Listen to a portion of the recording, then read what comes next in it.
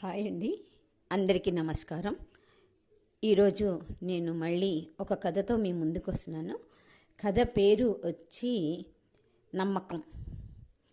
చింతల దేవేందర్ వేములవాడ.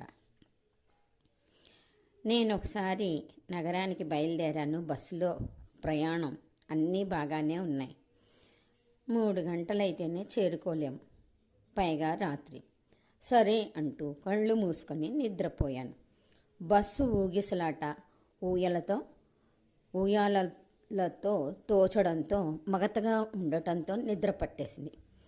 ఓ గంట తర్వాత కడుపులో దేవినట్లుగా ఒకటే మంట. ఏం చెయ్యాలో పాలుపోలేదు. చాలా ఇబ్బందిగా ఉంది. వాంతి అవుతుందోనని పక్కనే కిటికీ తెరిచాను.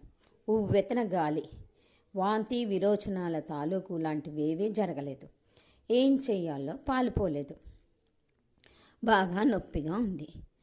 పక్కన నన్ను నా బాధని గమనించి, ఏం ఆరోగ్యం బాగాలేదా అని అడిగాడు.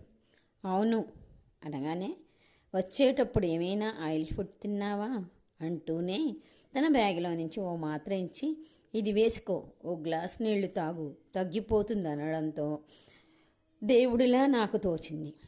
ఆయన వ్యవహారం మరేమీ ఆలోచన లేకుండా మాత్ర వేసుకొని బాటిల్ నీళ్లు తాగేశాను. అతను అన్నట్లుగానే ఓ 10 నిమిషాల్లో నొప్పి పరారైపోయింది. మెల్లిగా నిద్రలోకి జారుకున్నాను.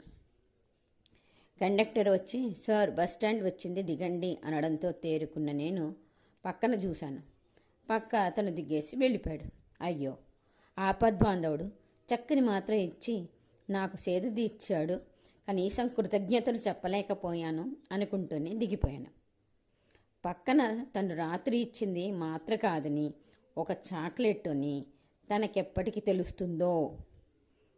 ధన్యవాదాలండి. ఈ కథని లైక్ చేసి, షేర్ చేసి, సబ్స్క్రైబ్ చేయమని మిమ్మల్ని అందరినీ ఇంకొకసారి కోరుకుంటున్నాను. ధన్యవాదాలు.